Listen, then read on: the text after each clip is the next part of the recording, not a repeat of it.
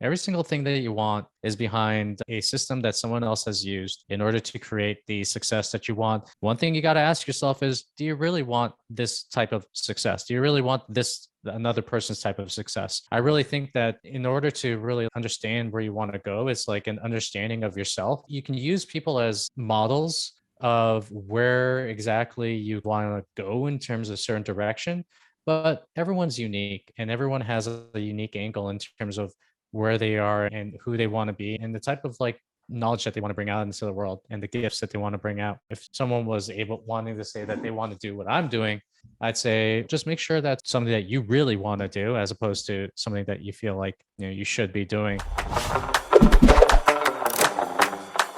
Hey, you're listening to Big Asian Energy Show, where every week we interview Asian experts, move makers, and ceiling breakers, cover their secrets to success so we can help you reach your greatest potential. I'm your host, John Wang. Welcome to Big Asian Energy. Today, I've got one of my super close friends and just a rock star of a human being, Dan Go. And he is like a fitness legend. He is like the coach of so many CEOs that I know and so many people who got their shit together. As a result, I always wanted to get into the mindset of Dan because I've always wanted to know, how do you lead and coach so many people who are entrepreneurs, who are heavy hitters, who are go-getters? So Dan, what's your secret? Man, the secrets. I have these two words that show up in my mind every single day. Just show up and do the work. That's it. Oh, Just show up, do the work, and good things will happen. I was actually talking about this on a little thread that I was like posting on Twitter the other day, and there are 5 types of luck. And one of them is dumb luck, where a bird just like shits on your shoulder and some guy wins the lottery or whatever it is. And this is not luck that you specifically control. There is the sweat equity luck, which is the luck that you do by showing up to work, the luck that you get from showing up to work every single day, doing your job, and just putting it out there regardless of however you feel. That kind of work just attracts people and opportunities. The other one is environmental. It's the places that you put yourself in. It's going to an expensive gym. It's being the dumbest guy in the room. It's that type of luck. And then there's social luck. It's you and I talking on this conversation right now. It's because we're a part of this group, and we're a part of this group of super high achievers that have done things with their lives, and we would not have met if we weren't within this network of people. And I really just think it is really just showing up to these things, smashing your ego, and going into these things and just making sure that you're doing about 80% of the success work, which is literally showing up and doing the work. I like that because we hear about these like showing up and doing the work so much, especially like growing up. That was basically like the idea is that you just got to keep working at it. But I like the way you broke it down to these 5 separate categories, because you start realizing that showing up and doing the work, there's different ways of a way we show up. And there's so much truth behind that. I always love starting with this question because there's so many layers to this question. So I'll let you figure out what you want to make it mean. Where are you really from? Where am I really from? Are we talking about like existentially? I think as Asian Americans, we get that question so much, right? We get that question like, where are you from? And I think this is the story of lineage. So what do you identify as? I think that's a better question. Like, where are you from? What's your background? Man, even the idea of like identity to culture is, when people ask me, I just tell them Chinese Filipino, right? But like when I get deeper into it, I was born in the Philippines. I'm not Filipino. I was born there. My dad and my mom are Chinese. My dad actually comes from the province of Xiamen. And he was born during a time where people were actually trying to leave China as a result of the communist rule that was coming in. That's why there's like a ton of Chinese people in the Philippines and Malaysia and pretty much like every single country that we can think of. And yeah, he ended up residing in the Philippines, built a life for himself up there. Unfortunately, got swindled, and a lot of his, I guess you could say, his income was taken away as a result of getting swindled. And then he ended up moving our family from Philippines to the States, and then eventually to Canada. And I was just like born by the time he got to the States. And I remember being in the States and being able to speak better English than a lot of the American kids that were around me. And then after kindergarten, I ended up going to Canada, and that's where I spent the bulk of my life, living in Canada, living in Toronto. I'm really just thankful to my parents for bringing us here. Right now, I'm in Canada. Right now, I'm in Toronto right now and living here. We've been traveling around a little bit, came back, but I'm just really thankful that he gave us an opportunity to be here, to live here. I believe that North America is definitely a place of just massive opportunity. And he put us in the environment in order to make something of ourselves. So he actually gave us some environmental luck and put us in the right position to win. If I were to say like where I come from, it's kind of like asking someone like, what do you do?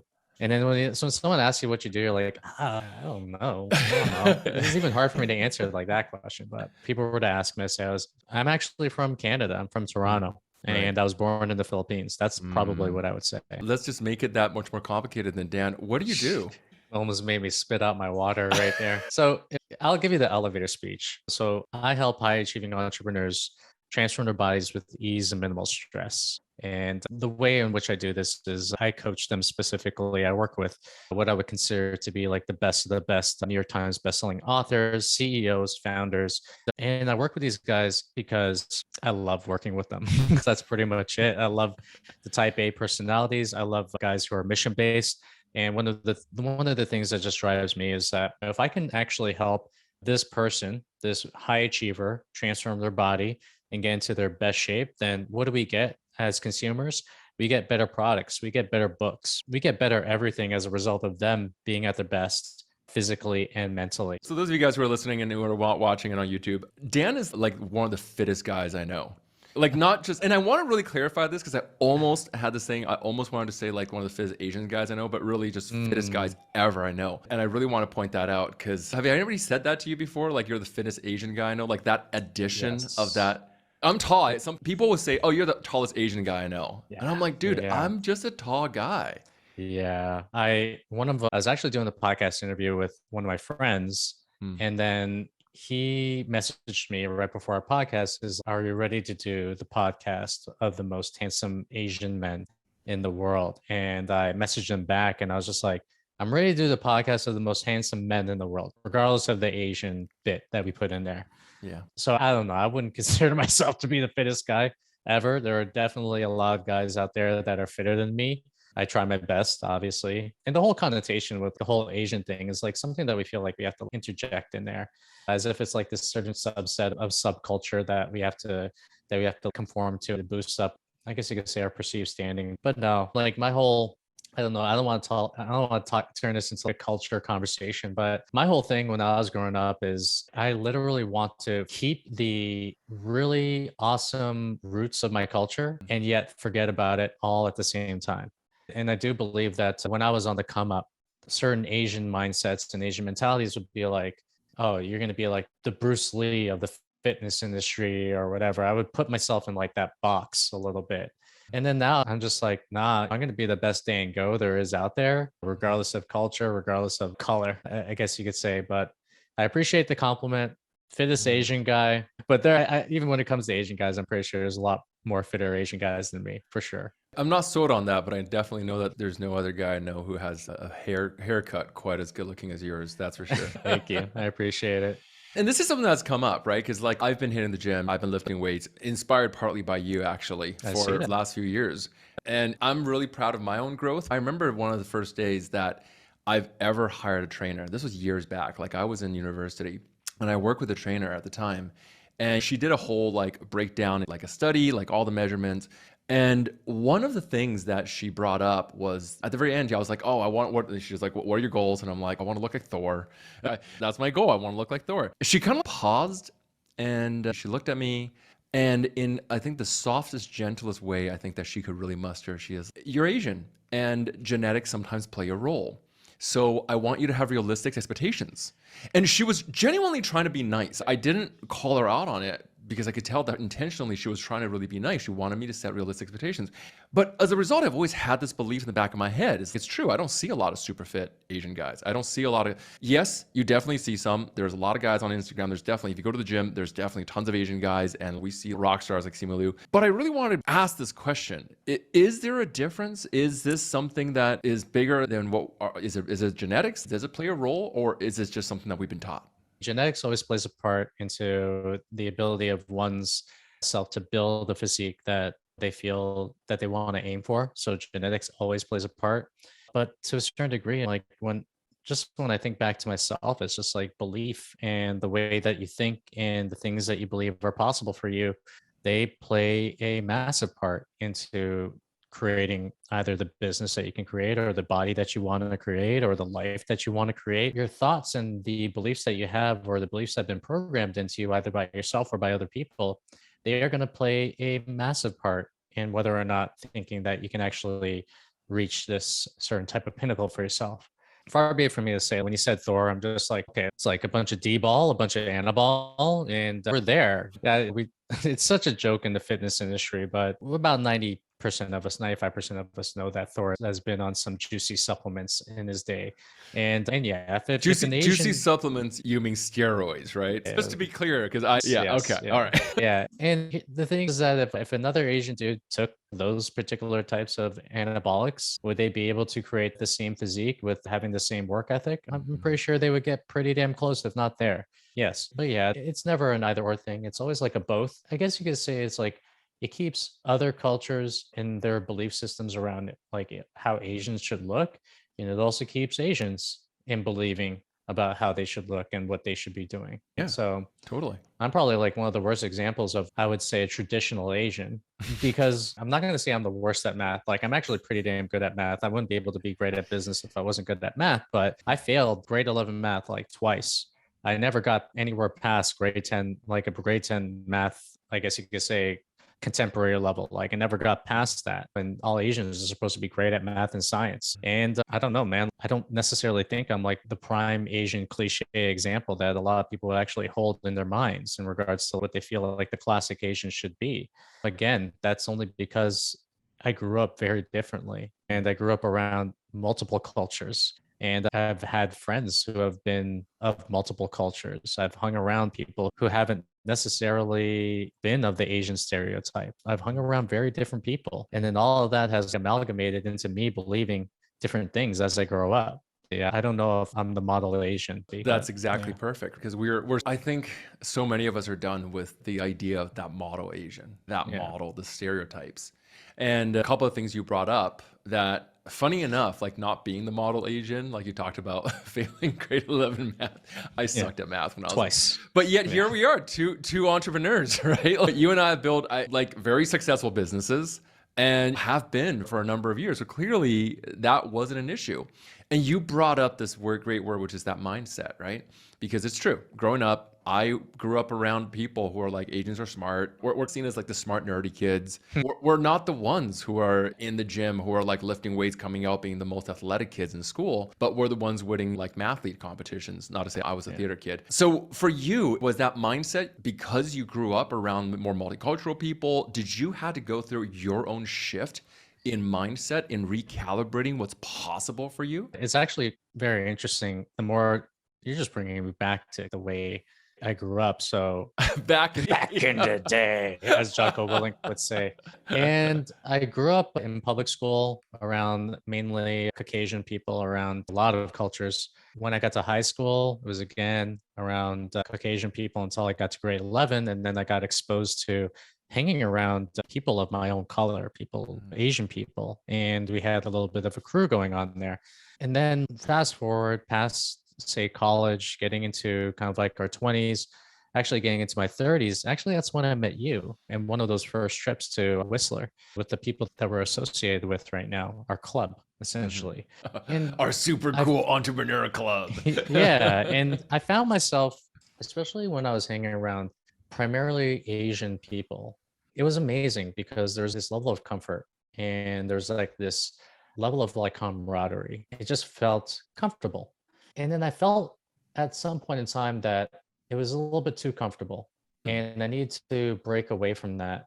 And that's actually like a little bit of a time where I separated away from my friends, from my Asian friends, and I started to like just force myself into these rooms where I was dealing with not only people of like different colors, but people of like different statures. We were talking about social luck or environmental luck, just being like the dumbest guy in the room and just putting yourself into those situations. I found that the more I like pushed myself into that, the more I was able to break past, I guess you could say, these little programmed beliefs I had in my mind about what I was capable of, about what I wanted to do with my life, about how I wanted to live my life, the more I got this holistic view of just chilling with all sorts of different types of people, it really expanded my brain into thinking like what was actually possible for me. I'll give you an example. I thought my whole life I would be working a 9 to 5. Mm. And I do believe that was like placed into my mind as a result of just immigrant parents wanting their kid to be as safe as humanly possible. And I got the 9 to 5 job. After a while, I was just like in the 9 to 5 job, and I'm like, I hate this. This is Mm. horrible. And I was working this corporation. I was working a job I hated, and I wanted to do something that was actually going to help people. And one of the things that came to my mind was, hey, why don't I be a personal trainer? And one of the things about being a personal trainer is like not a lot of Asian kids are personal trainers. Like they're not. This is 18 years ago, before Instagram, before TikTok, before Mm. all these social media channels, before fitness was like a thing. Fitness actually, or being a personal trainer at that time, was seen as a side job. It's seen as something that you do on the side that you make money while you make more money at your regular job. And I remember me going into this field of personal training, and all of my friends, God bless them, but all my friends are just like, why would you want to do the These were money your, from this thing? were these your These Asian were like my friends? inner circle Asian friends. Yeah. And they were like, Right. why would you want to do that? Like, why would you want to leave this secure job and go and Right. do something that's like this quote unquote side hustle? And it was only because I wanted to do something I loved, which Mm. was fitness. And that just didn't seem like a reality for a lot of people, or actually just Yeah. like a lot of people of our culture. Yeah, a lot of kids I talk to, like even people I coach who are in their 20s and 30s, they reflect that. Like they've been taught to value safety, right? Yeah. Exactly as you said. Here you got like this safe, secure job, and they'll talk to their parents of like, should I quit my job? And I think this is why this entrepreneurship in the Asian community is seen with mixed eyes. Like we have, yeah, we got like the Jack Ma's, but so many parents are still like, why don't you take the safer route? It's the immigrant mentality, because when they came here and they came here to this country, they did whatever they could to keep us alive and to create this life for ourselves. When they did that, what did they want for us? They wanted us to be safe. They wanted Mm-hmm. us to be as comfortable and to have a nice nest egg and to just be able to just live as safely as humanly possible. But what they didn't realize when they brought us here is that they gave us opportunity, and it is on us to actually build on that opportunity that they've given us. So we're living in the world right now where we can create our own path and we can write our own tickets now. The internet has broken down barriers, and now we can literally be whatever we want to be. The older generation, or the immigrant generation, the people who came here 20, 30 years ago without money in their pockets, sometimes it's hard for them to grasp that. I remember I talked to my dad and I told him I was going to do fitness training. He was like, dude, what are you doing? Okay, fine. I'm going to give you 2 years. And if you're not successful, then you're going to come here and work with me at the printing shop and help me grow this thing. I was like, done, deal. And that was the best decision I ever made. So, yeah. What about all those kids? I can already hear like an audience of kids who have that ambition, who are looking up at, oh yeah, like fitness, but not everyone can be Dan Go. What if they've got those same fears of what if I'm not good enough? What if I don't have what it takes? What would you say to them?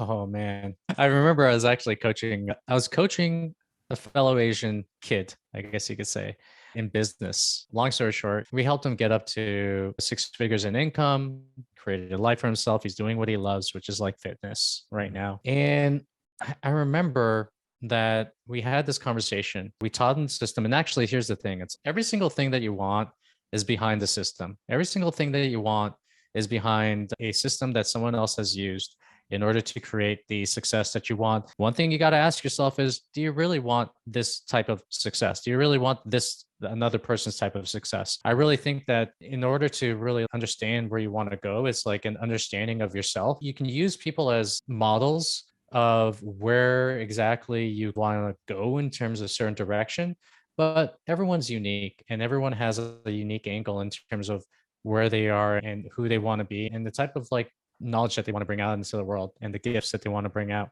So yeah, if someone was able wanting to say that they want to do what I'm doing, I'd say just make sure that's something that you want to do, either something that you really want to do as opposed to something that you feel like you should be doing. But I was talking with my coaching client, and we got him on the system, and we got him to start working, and we got him to start getting clients. And one of the things that happened with him during our calls is just he was like, "Hey, like this week wasn't that good. I didn't get this many leads." And I was like, "Okay, cool. Let's work back. Okay, how many times did you like reach out to people? How many posts did you do on like Instagram?" Or we went through his system. He's like, "I didn't do this. I didn't do that. I didn't do that." And then I asked, and then he's basically said, I said to this kid, I was like, "What's stopping you from doing the work?"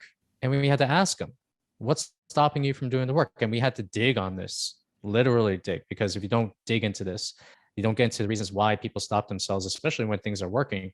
It's going to come back. And his thing, his psychology was the fact that he felt like he was undeserving of the success that he was getting. Whoa. He felt like he was undeserving and almost like an imposter with the clients that he was signing on. And I told him, I was like, "Did you not help this other dude drop 20 pounds off of his body? Did you not help this other person do this?" And I do feel like a lot of times it's dealing with this fact of imposter syndrome and thinking, "Oh, I don't want to start because I'm going to look like a fraud." Or, "I don't know, if I feel like I'm putting myself out there too much, that's actually being too big on my britches." That's actually the tall poppy syndrome that Australians talk about. I shouldn't market myself. I shouldn't speak too loud. And that's actually something that we get a lot from Asian culture as well. It's don't 100%. put yourself out there too much. Yeah. And The nail yeah, that it's sticks out gets the hammer. Right? exactly. And I told him, I was like, "Why do you believe these things?" He believed these things because he was programmed when he was a kid by his friends, his parents, his teachers. Don't stick out too much. And then after that, I was just like, what if you just did two things? What if you actually just showed up and did the work? And you just did it regardless of how you felt. You did it regardless of feeling like an imposter. You did it regardless of feeling like a fraud. And you just kept on doing the work. Would you not get better at what you do and simultaneously get the rewards and results that you're after in the first place? I was like, yes. I was like, so why don't we fucking do that then? Fucking pull up your pants and do the fucking work. That's basically what I told him. And what happens when you do this is you create more luck on your side. You're putting yourself out there more. You're creating more opportunities. And you're also getting better at the vocation that you are trying to get better at. So you cannot create these opportunities without putting yourself out there first. And I think that's what stops a lot of the people, and also self-sabotage to a very large degree. But again, I digress. We have to watch the programming that we get from other people, and also the programming we give ourselves, which is the thoughts that we think, the things that we say to ourselves on a regular basis. So step one in dealing with that imposter syndrome and that fear, especially in growing up, that we've been taught that you don't stick out too much, don't speak too loudly, don't put up your hands. It's not safe to do that, especially in this Asian kind of culture or background. Step number one is to just be like, okay, cool, I feel it, and then take action. Just pull up your big boy pants and take action first, even while experiencing that doubt, that uncertainty, and that lack of safety even. You don't have to wait until you feel safe to take that first step. Yeah, you're never going to feel 100% ready. And I think that's what a lot of people are waiting for. They're waiting for this quote unquote perfect time to do it. And I do agree that timing does have an effect on things. But when it all comes down to it, you're never going to feel 100% ready to do the thing that you feel pulled to do in your life. It is on you to fulfill. And I don't want to get esoteric and spiritual on you, but I do believe that every single person in this world, regardless of color, was put on here to do something really good for the world, to do something really good for the people of this world, to help people in a very unique, certain type of way. And I think it's an affront to the person that created you that you deny this of yourself, and that you deny your unique ability and the unique things that you want to bring out to this world because you feel like a fraud and you feel like an imposter. Guess what? Everyone fucking feels that way. Everyone fucking feels like a fraud, especially and an imposter, especially when they're just beginning. How else are you going to get the reps? That stuff goes away over time, and then it just comes back when you cross different mountains and you see another mountaintop in front of you. Is not necessarily going to go away in your life, but again, everything is behind the veil of showing up and doing the work. Once you just step into that arena, get yourself bloody, get your face pushed in a little bit, make your mistakes, then you prove to yourself that you can do this. And it is only the people in the arena that count. So if you're not in the arena, you're not giving yourself a chance. So ignore the critics because they're not in the mud with you anyway. Ignore the people who are questioning other things, like your friends on the side and being like, dude, what are you doing? Go back to your 9 to 5. I look at it. So when I first started getting into fitness, now I'm going to say something, but I don't think that everyone should go down this path. because it's not a path that is sustainable. But every single person that told me that I couldn't do what I wanted to do, I Mm, put that in my inventory. It added a log to the fire. And it essentially said, I had this whole mentality of I'm going to do this or I'm going to fucking die. And it literally, it's I'm going to mm, succeed at this. mm, And there are two prevailing mindsets. It was like, I'm going to do this, I'm going to make it work, and I'm going to figure it out, mm, or I'm going to perish. Or, and also, if someone else made this happen in their life, if someone else was able to do this, that means that I have every single talent and ability to be able to bring the same reality that this person brought into their life. mm, Those were like the two things that just kept me going because it was a slog at first. It was really mm, hard to go from one industry to another to start all over again. But mm. those are the two things that just kept me like going. And then every single time that someone just like poo pooed on my dream and just ended up talking crap about it or whatever and just told me to do something else, I was like, I just kept myself quiet. I said in my brain, I'm like, thank you. That just gives me more motivation and more drive to do this. Now, the reason I say do not rely on this type of energy is because it is not sustainable. You do not want to keep on succeeding in spite of other people. Mm, So it's good launching energy. It's not good sustainable energy. The sustainable energy is afterwards the love of what you're doing, the mm, love of bringing your unique ability to this world, the love of the process, the love of helping people. mm. That's the sustainable energy. So I have to caveat that with saying that. I love it. So like we have different types of energy, just what you talked about before. And one of the type of energy and motivation that we can actually tap into when we encounter the naysayers, when we encounter the doubters, is to actually file that as fuel and be like, you Yeah. know what? I'm going to take that. I'm going to use that to prove you wrong. I'm going to use that to like to get further ahead. But maybe not using that all the time because after a while we start burning out and we find that love and connection back to what's important to us, our values. Yeah, it's have you ever watched the Michael Jordan documentary? It's called the Chicago Bulls documentary, but it's really the Michael Jordan documentary on Netflix. No, but everyone keeps telling me about it. It is the quintessential documentary on competitiveness. Okay. And but the sad thing about that documentary was every single thing that Jordan accomplished was in spite of other people. It was Mm. accomplished because he was like, that guy said something to me, and then I took it personally. And I really think that I don't really want to live my life that way. But it was For good to sure. start. It was great. I don't want to live my life that way. And I want to live my life on sustainable energy. And that is to me, love the uniqueness of what I So do. speaking of sustainable energy, because I want to come back to this previous point you made, which is that you found this to be your passion. This like you figured out, you said every single person you believe are here. I would use the word purpose. Is that right? Is that an accurate word? We're here to contribute something, make the world better. Yeah, I would say, I don't know about purpose. Yes, I believe in that. I do believe in unique ability. So every single person is actually this law of compensation. Hmm. So I heard this from Indana Kinsu. I think that I'm saying his name right. He's an American football player. And he was talking about this idea of the every single successful person that he knows has compensated for their success. So what does this mean? It means that the weaknesses that you have inherent in you, they actually create the biggest strength. So let's just say like someone is blind and they cannot see. So as a result of being blind, their ability, their touch is amplified. Their ability to hear and listen is amplified. Their ability to smell is amplified. So I like to look at things as what are you uniquely able to do in this world? Maybe it's Mm. speaking, maybe it's freaking out, maybe to some people it's organization. There Mm. is something unique to every single person, which is an amalgamation of their strengths and their weaknesses and the things that they had to compensate for. So Mhm. it's so to me, purpose is actually something that I found as I was doing what I was doing, but unique ability is something that I went right into right away, which is my ability to just talk to people Mm. and my ability to motivate them and just inspire them to do better. But that sounds interesting. Like, how would let's say I'm somebody just starting off my journey. I'm exploring who I am at this point. How do I know what it is that's my unique ability? Like, how would somebody figure that out? Because I think a lot of a lot of people really in general, especially when they're in that early stage and they're trying to decide between that 9 to 5 slog and Mm. deciding I'm going to go into this, that's a scary thought because most people are like, I don't have a unique ability, or I'm pretty good at this. I'm good at eating, I'm good at sleeping, I'm good at playing video games. I don't know what that unique ability is. How do I find that? What would you say to that?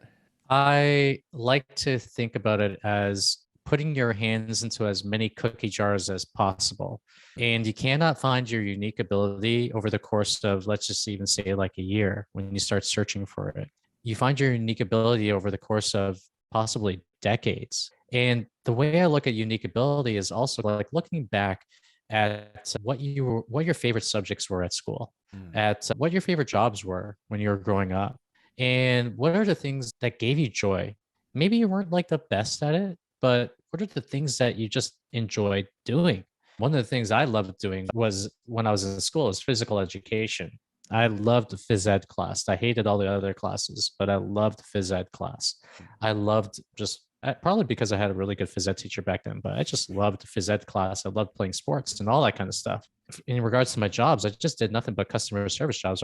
My first job was actually working at my parents' place. Mm. It actually taught me what I didn't like to do when I was like 10 years old, taking out the garbage, stapling papers together and whatever.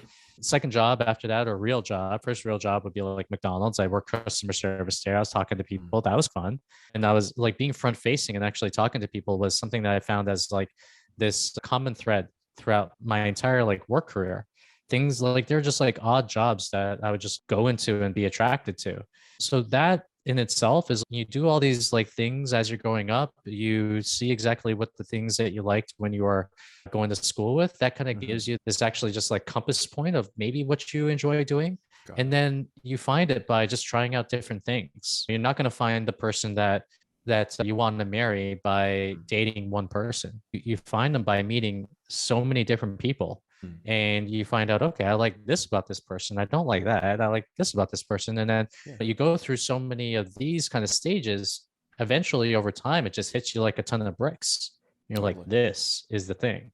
Now, this is where we talk about upgrading, right? Because your journey, you're not like most fitness trainers that I know. Like most fitness trainers that I know, they're just trading time they're making 30, 50, maybe $100 an hour. And that's if they're on the higher side, 100, Yeah. $150. That's pretty good. But you built like a multiple six-figure business. Like you've got a business empire and you lead the top of the top. You lead, like you said, CEOs of like major companies, 7, 8 figure companies. It's like, how did you make that leap from, okay, I'm just a regular fitness trainer, slogging through my hours into this next level up? So a couple of things that come to mind in regards to that. And we were doing multiple six. We're getting up there. We're crossing that seven.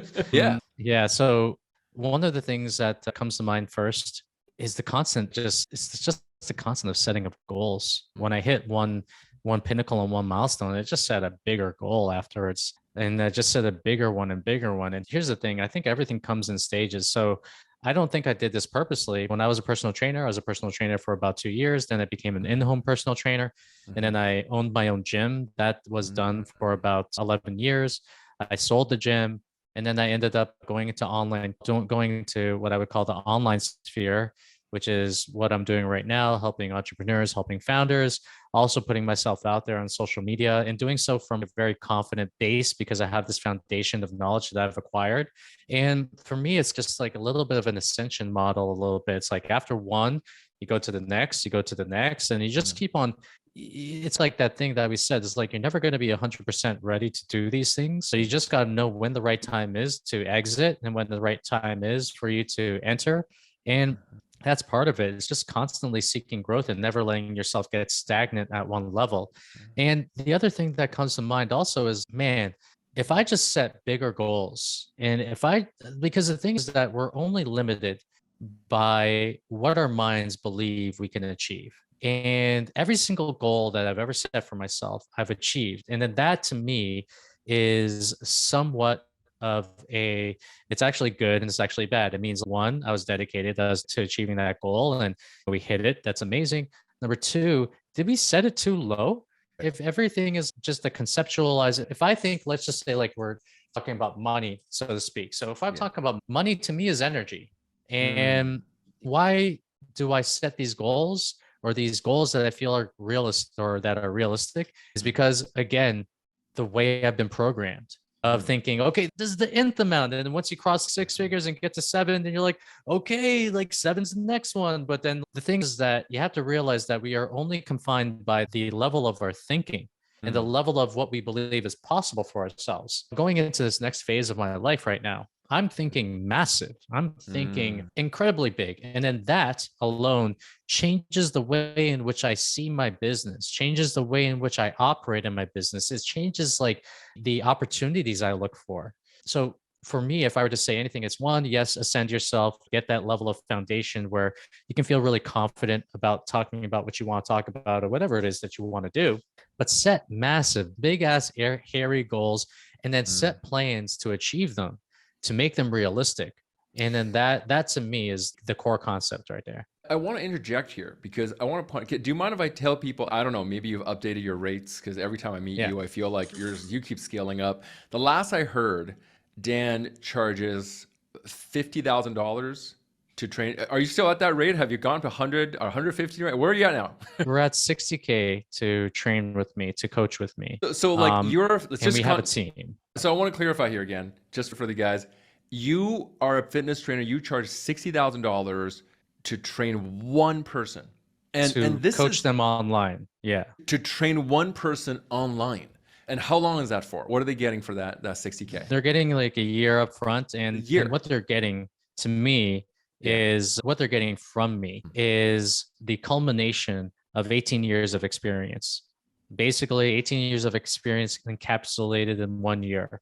So every single mistake that I've ever made and the thousands of mistakes and thousands of lessons, they're getting that encapsulated to a person who wants to go from A to Z, so to speak, when it comes to their bodies. Basically, they're paying 60K for an education on how to keep their bodies in shape for the rest of their lives. And that's an incredible value. So Yeah. in the context of what you just talked about here, this is why I want to bring it up, is the fact that this number probably for a lot of fitness trainers is blowing their minds, right? You can imagine a lot of fitness trainers going, wait a second, I'm making, let's say $100 an hour over the course of, so you're talking about upgrading your mindset and the way you look at But scale. How did that come into play? but here's the thing, John, that's just working with me, right? So our business has coaches and we have salespeople and we have marketing people. Our business is like a business. Like I don't do the bulk of the coaching at all. Mm, So a lot of the coaching is actually taken care of from our people. And actually the reason why I set that rate in the first place, I'll tell you right now, is because I don't really want to work with that many people. I just mm, don't. That's mm, actually why I said it in the first place. So if someone wants to work with me or whatever, we set that rate, people pay it, whatever it is. But I'm only working with maybe 7 or 8 people each and every year. That's all I want to work with. And the way I get to there is really just like valuing myself. And it is literally just seeing what does my time cost mm, based on how I charge for my time. And that's how much my time costs now. And I believe that year after this is going to be 100K. The year after that is going to be 150K. The year after that's going to be 200K. And why is that? Because basically, as the business grows and as the everything that I'm doing in regards to like the growth that I'm experiencing as that grows, I'm not necessarily going to have that much time to be spending on these calls or to be trading my time for say mm. dollars, whatnot. It's just been like this process where before I was charging maybe 3K for 12 weeks and then just gently, slowly but surely, as my business has grown, that number has gone up, but only as a reflection on what my time actually costs. Got it. Mindset wise, coming back into this, if you're talking to somebody who is, let's say you're talking to yourself a few years ago, where younger Dan Go. How many years are we talking about? That's a good question. Let's say wherever it is that would have not thought that your current size and scale of your business was possible, which I don't know. Yeah. Maybe that was 12 year old, when you were 12 years old. Maybe that was 10 years ago. Wherever it was, how would you help? The answer, the really question is, how would you help somebody like unlock that mindset, really change that perspective. Because that's not an easy thing to do. That's not an easy thing to look at yourself and be like, you know what, I'm going to be worth the 60K per client. That's a hard thing for somebody to easily step into. So how would you guide them to step into that bigger identity, bigger self, bigger mindset? I think it does depend on context a lot, because let's just say I'm talking to Dan from like 5 years ago, and that Dan 5 years ago already had 13 years experience inside of the gym and inside of training. The master. Yeah, that's a lot of time. That's more than 10,000 hours of time spent coaching. So if I was going to say to that Dan, I would actually say, set a target that you feel would blow your fucking mind. And we don't even need to make the target financial. We can make the target, how many people do you want to help? We can make the target anything, but set a target that you understand is something that would just blow your fucking mind, but you know that someone else has actually accomplished. And then afterwards, once you set that target, do a little exercise, create what you feel would be the preliminary plan to get there. Create milestone goals for yourself in order to know that you're on way to getting there. And then create a plan that's just like funnels all the way down to the very first step that you have to take right then and there. So after that, you take the first step and then you make it a reality.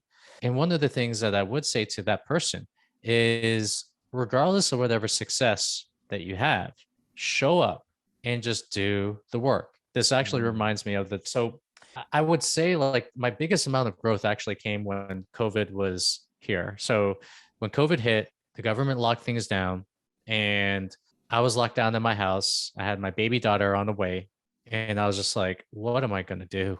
And I actually had some coaching clients be like, yo, can't do coaching with you anymore. I don't know exactly what's going to go on with the economy and all this kind of stuff. Sure, yeah. And it was scary. It was really scary. And what happened as a result was I was just like, I'm not doing anything and I'd rather be doing something. So what is that going to be? And lo and behold, an opportunity comes up where this guy that I know from Twitter is like, hey, I'm going to teach you how to do this Twitter business, or not this Twitter business, but I'm going to teach you how to grow on Twitter. And I ended up taking him up on the offer because I was just like, I've got nothing to do and I want to. Yeah. And for me, it's like when I was working in the local sphere, when I had the local gym, when I was working as a personal trainer, like I only had the reach of the locality that I was at. I only had the reach of the town that I was in. When it comes, and I was always searching for something that was expansive, scalable, something that could actually be able to reach not just like tens of thousands of people, but like millions of people. Obviously, social media was like that thing. So once I started to do a system and start to post on Twitter, my Twitter started to grow exponentially. It started to get a lot bigger. I remember I got to 1,000 followers. I was like, whoa, this is crazy. And then I was just like, all right, show up, do the work. Got to 5,000 followers. I was like, whoa, this is crazy. I was like, all right, show up, do the work. I got to 10, then 20, then 50, then 100. And each and every time I was just like, all right, cool. This is awesome. All right, back to work. So really, it's just I don't want to take these things as flippantly as possible, but really it's everything is on the backbone of just like me showing up to the computer, creating every single day and doing the thing regardless of however I felt. And yes, now we hit say 100. Actually, we just passed 200K on say Twitter. Now I set an even bigger, more massive goal. All of this is to say is just, hey, this is all because of the sweat equity that you put into this whole thing. And if you just show up every single day into the arena, you do your thing, then you're going to make things happen and good things are going to happen as a result. And yeah, my whole thing is I consider myself to be a very lucky guy. And it is yes, I consider myself to be lucky. Shit plops on my lap and I'm like, oh, cool. This is great. I do believe that one of the things that, one of the beliefs that you should actually incorporate is you are a lucky person, or I am a lucky person. I like but it. Also it's because of the luck that I put on my side, of the social luck, the networking luck, the environmental luck, the sweat equity luck. All of these types of luck I put on my side by showing up to these types of areas and just being there. So yeah, set a big ass hairy goal, set a plan that you feel is realistic in order to achieve it, and then start with the first action and take a few simple actions that you can do on a daily basis and just keep on doing those every single time. Beautiful. Yeah. So just a quick summing up, what I've heard as well, I think number 4, I can't even remember what number 1, 2, and 3 were anymore, but I think we're on number 4 now. Number 4, in terms of blowing up your own world and reaching those like levels of really like big levels, set goals that really scare you, that kind of blow your mind a little bit. Number 5 is then going to find models that of people who've done it. So that way you have a scale and understanding. So that way your reality is cemented in your mind. And that way you're not just stuck in this idea of what if I can't, what if I can't, and then creating a plan for it. Because our minds, we like plans, right? Our minds like to know that there's a kind of step by step. Number 6 is to show up daily and just keep putting that sweat equity, but not obsessing over the numbers and everything like that. Take a look at it, keep an eye on it, but then not obsessing about it, putting in the time. Yeah. Let it give you that little bit of a dopamine hit and feel good about it. Celebrate with your loved ones a little bit, maybe just like for a tiny little bit, and then get your ass back to work. Beautiful. Awesome. Yeah. And then number 7 was the I am a lucky person. Add that belief into your list. I forgot to add one more thing in there, which is reputational luck, which is the amalgamation of all the sweat equity luck, the environmental luck, the social luck. So reputational means it's like someone referring another person to you because of the good work that you've done. And your reputation is something that you build over the course of years. And that's just like one other piece of luck to develop as you are growing in this world. Got it. So what were all these again? Let me just make sure that we have them all down. We got sweat. This is how you build. It's such a funny thing because we say the word luck. We usually mean, oh, you got lucky. But this is how you're viewing them in a different way. So we have sweat equity luck, reputational luck, and what were the other ones? Social luck. So it's putting yourself into the rooms where you can meet people. Success is not just what you know, it's who you know. And the more that you meet these people, the more you have these acquaintances, the more that you actually have these friends, then you can create so many really cool things. The other one is environmental luck. It's actually being at those places. It's, let's just say it's like a dating example, right? If you want to date and have a relationship, but you're staying at home, not doing anything and sitting on your hands and not putting yourself into target rich environments, then you're not going to have environmental luck. You're going to have nothing. Sure, we can talk about Tinder all we want, but again, we want to be able to put ourselves in situations where we're meeting the people at the places that we feel will meet our ideal mate. Environmental luck is a huge one as well. Beautiful. And each of these ideas of luck is, imagine that every single time you're showing up, you're rolling the dice, and you're not going to hit every single time, but the more you show up, the more you're likely to hit the dice. Yeah, I feel like you just show up, you be yourself. Be yourself is also a term that maybe we should talk about. You show up, you go out there, you talk to people as if you don't need anything from them, and you put yourself in those positions, then you never know what's going to come and land on your lap. That's cool. Yeah. All right. We're just dropping knowledge bombs today all day. Fantastic. Finally, is there any final kind of like, I like this word, which is like, what is an unconventional wisdom? Because growing up Asian Americans, we have literally millenniums of conventional wisdom being passed on to us. What is some unconventional wisdom bombs that Dan Go can drop on us? Unconventional wisdom bombs. That's a really tough one right there. It's a little bit of a tough one. You got me on that one. Yeah. We can cut this part out. Yeah, we can leave it in. We can leave it in. I have no qualms about that. But when it comes to like unconventional luck, oh man, yeah. I don't know, man. Unconventional. Can't give you anything. Nothing comes to mind on that one. Nothing hits the brain. Get lucky. Get lucky. Pretty much put luck on your side. I'd say that's one of them. I would also say, as an unconventional thing, it's more of a roundabout thing. And I bring this back to what I do, which is like fitness. I feel like fitness is the number one meta habit that makes all other things easier in your life. And the more healthier you are, the better you bring yourself up in regards to status, the more attractive you look, the better energy you have, the more confident you feel. And I do feel that everything stems from being a healthy person, everything good, essentially. There is no negative to being healthier and to working on your fitness and to getting yourself in shape. So I feel like fitness to me is the lead domino to which all good things come from as a result. Get fit, show up, put in the sweat equity luck, get that reputational luck, that social luck, that environmental luck, and get lucky. Awesome. Get fit. Yeah. Fantastic. And where can people find out more about Dan Go? They can find me at Twitter. It's at Fit Founder. They can find me on Instagram. It's at Dan Founder. I have a podcast. It's called The Dan Go Show. I'm going to come out with a YouTube channel as well pretty soon. And yeah, you can find me on those channels. Fantastic. And I also see that there's attributed to high performance video course. Video course. Cool. Yeah. If you want to know like the 4-step system that gets all of our clients into shape, has them all creating high performing bodies, go to highperformancevideocourse.com and you'll be able to get our system. Amazing.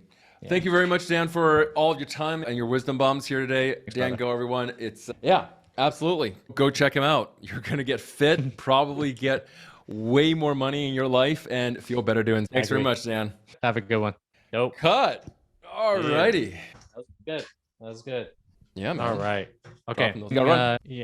Yeah, I gotta run. Let me know when this comes out. Let me know when this is posted, and then I'll share with my audience and all that kind of stuff. Awesome. Right. I appreciate it. Yeah, we have, I think, end of the month launch time. I'll reach out to you. We should chat. I'd love to catch up with you sometime as well. Yeah. And I know you got to go. Thanks very much, man. Yeah. 100%. Love you, brother. Have a good one. Love you too.